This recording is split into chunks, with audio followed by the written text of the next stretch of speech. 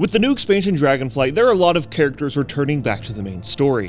One of these characters is the blue dragon Kalecgos, a character who is shrouded in mystery for most players. When asked who Kalecgos is, even the most lore-savvy players will respond with, I don't know, he was like an aspect in Cataclysm, and That's because his story was told to players over the past 15 years in 9 books, and a legendary quest line that was made for max level rating caster DPS players in Cataclysm. So let's get to the bottom of this. Who is Kalecgos? What is his purpose? And what is he planning to do in the next expansion? But first, I have something to announce to you all.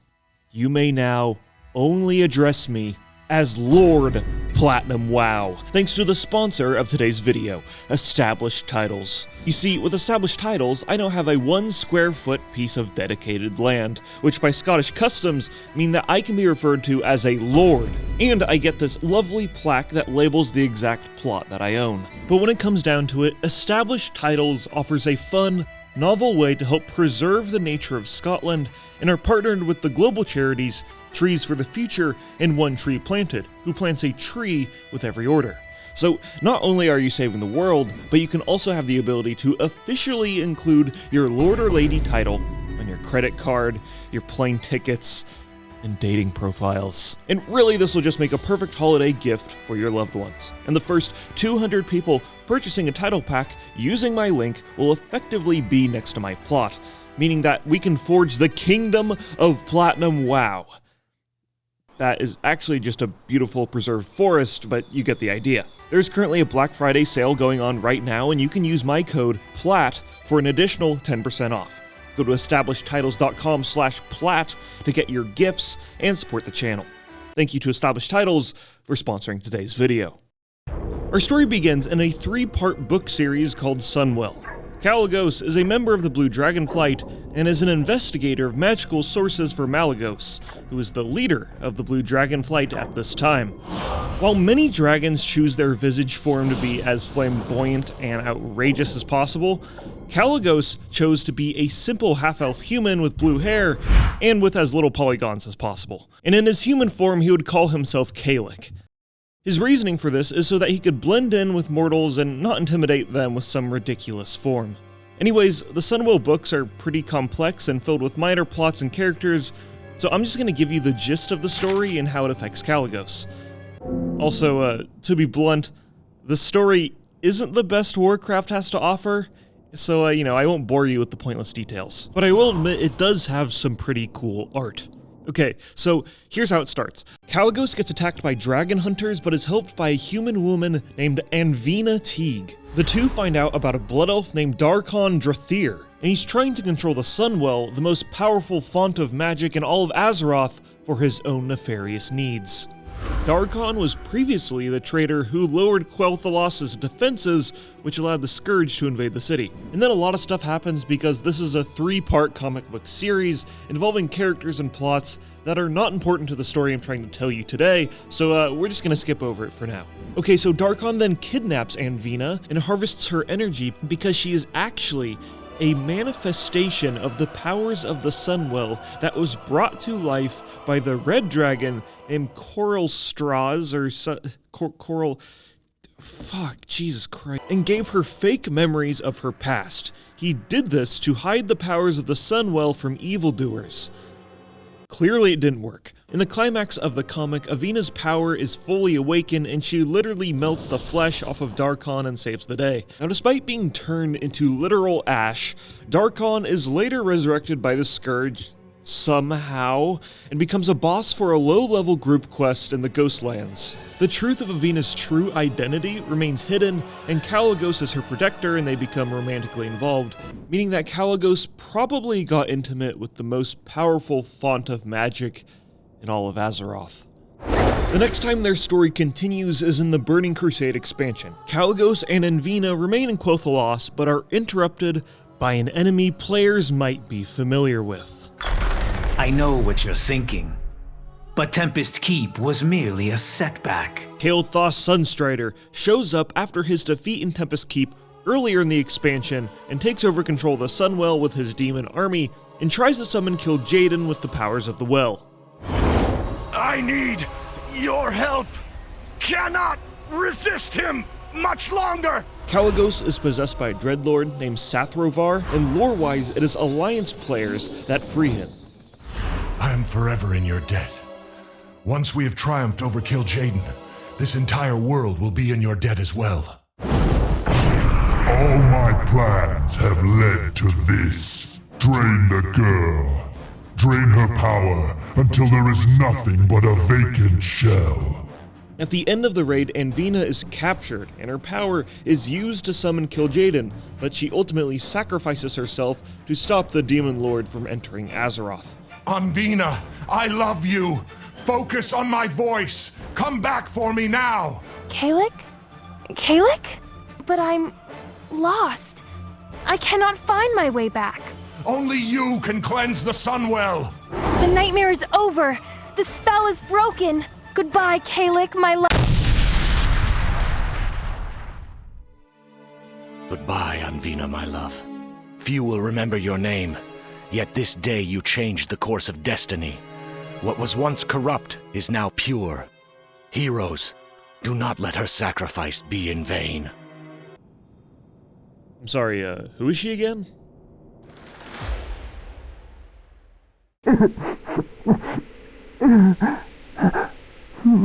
Kalecgos is now really, really sad, and his story continues in the book Night of the Dragon.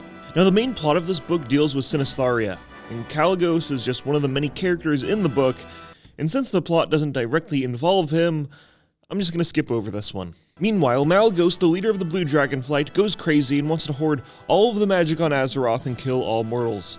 He is slain by the player characters, meaning that the Blue Dragonflight is left without a leader. Flash forward to the Cataclysm expansion, and Kalecgos plays a huge role in the questline where players can obtain the legendary staff called Dragon Wrath. During the questline, the Blue Dragons are electing a new leader for their flight. Their choice was between Kalecgos and another dragon named Arygos, because, well, there aren't really any other fleshed out Blue Dragon characters that are alive. So this is the best we got. Arygos thought that the Blue Dragon should withdraw from the world affairs, but Kalecgos thought the total opposite. Both met during an event called the Embrace, an event that happens every 430 years where Azeroth's two moons overlap each other, and this is the only time a dragon can turn into an aspect. How convenient. But oh shit, Arygos is actually working for Deathwing. With Kalecgos dead, your destiny as a blue aspect shall be realized. And once this new order is established, my place will be secure, yes? Your reign over the realm of magic will be absolute. Arygos then secretly sends Twilight dragons to kill Kalecgos, but another blue dragon named Kalecgos sacrifices herself to save him. You shall not have him!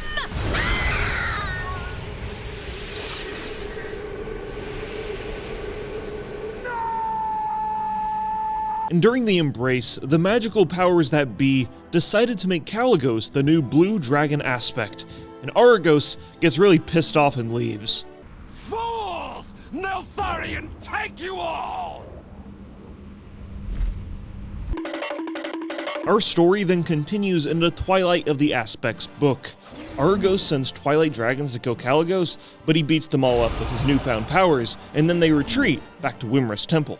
Kalecgos follows them, but is attacked by a 5-headed dragon named Chromatus, who is super powerful, and he's forced to retreat. All of the aspects then meet up and perform a ritual led by Thrall, where they all hold hands and shoot a friendship white fire breath at Chromatus, which knocks him out. Look, this book is the most ridiculous Warcraft literature imaginable. Also in this book, there's an alternate timeline version of Thrall's old slave master, who is now an expert assassin and tries to kill Thrall. Maybe I can go into more detail about this book in another video, okay? Kalecgos helps kill Deathwing and loses his powers as an aspect along with all the other aspects afterwards. He had the powers of an aspect for like 2 days, and the rest of the aspects had them for like tens of thousands of years. He is still strong, but not super strong. And our story continues in another book called Tides of War, which is actually one of the best written Warcraft books out there. That being said, the story begins with Kalecgos deciding to move a powerful artifact called the Focusing Iris to a safe location. The artifact had been used by Malygos previously to hoard the use of magic, so to ensure that it could not fall in the wrong hands again, Kalecgos encased it in ice, put a magical ward on it, and threw it in the bottom of the ocean. But during the transport of the artifact to the bottom of the ocean, it was snatched up by someone or something. As former Aspect, Kalecgos deemed tracking down the iris as his responsibility. While searching for clues, he suggested the meetup with Jaina Proudmoore for help. Hey, my name is Kalecgos, and I'm a blue dragon, and I need your help. Oh, you like magic? I like magic too. Yeah, you also remind me of my most powerful font of magic on Azeroth girlfriend, and I think that's pretty cool. During their studies together, they realized that the Focusing Iris was impossible to track, as it was constantly changing locations. To make matters worse, Garrosh Hellscream and his Horde army had claimed Northwatch Hold to the north, and surely they'd attempt to claim Theramore next. Jaina gathered the Alliance's most powerful soldiers, from the Council of Six in Dalaran to the Adal Shatari forces. The Horde assaulted Theramore with a small army that was easily repelled. Little did the Alliance know that this was a feint attack, an attack whose only purpose was to trick the Alliance into amassing their most powerful warriors. Then, Garrosh Hellscream revealed that he was using the Focusing Iris to make a giant mana bomb and dropped it on Theramore. Jaina, Kalecgos, and other allies jumped through a portal before the blast, and the entire city was leveled.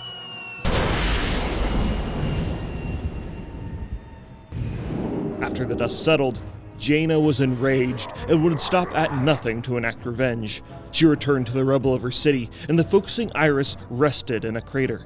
She took the artifact, traveled to Frey Island, and summoned thousands of water elementals into a giant tidal wave to wipe out the entire city of Orgrimmar, destroying the capital of the Horde and all the civilians within it. But Thrall and Kalecgos stopped her and was all like, yo, chill out.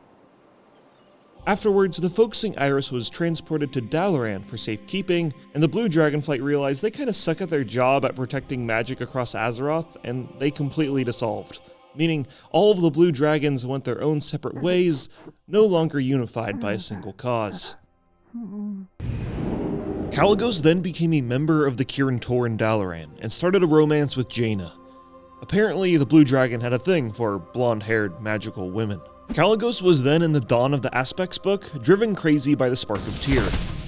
Basically, this entire book is him observing the ancient history of dragons, and he's kind of just an observer, and the real story is the ancient history of dragons.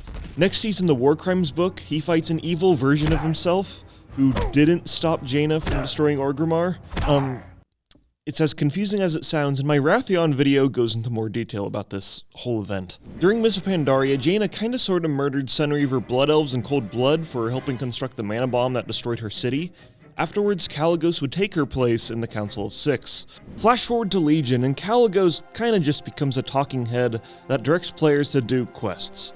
Also, the Focusing Iris was stolen again by Archmage Xylem, who takes it back to the Eye of Eternity, and is a Mage Tower challenge for players, and he goes, Drained of magic, your world will be ripe for destruction by my demon masters. Then Kalecgos is in the Before the Storm book, and has a scene talking about his feelings with Jaina. It's very dramatic, and very dialogue focused, and they break up. It's honestly pretty boring, so just read this paragraph if that interests you. And finally, Kalecgos is in Battle for Azeroth, where he is still, again, kind of just a talking head that directs players to do random quests, and he has the Heart of Azeroth empowered by all of the Dragonflights. Look, in summary, Kalecgos has been in this game's lore for over 15 years, and it feels like Blizzard has no idea what to do with him. A majority of his story has been told through external books, and he's mainly just been a figurehead to hand out quests, or be Jaina's foil to serve as the evolution of her character. Compare this to a similar character like Wrathion, who has had a clear evolution of his personality that has been shaped over the last decade of his existence. Now that being said, Kalecgos will be returning in Dragonflight, and is attempting to reform the Blue Dragonflight to face the new dangerous threats on the Dragon Isles. Hopefully during the expansion we can get more insight on his character in-game, and most importantly, rejoice in the fact that he got a model update, because by the light, look Kalecgos, I ain't gonna lie to you, you were ugly.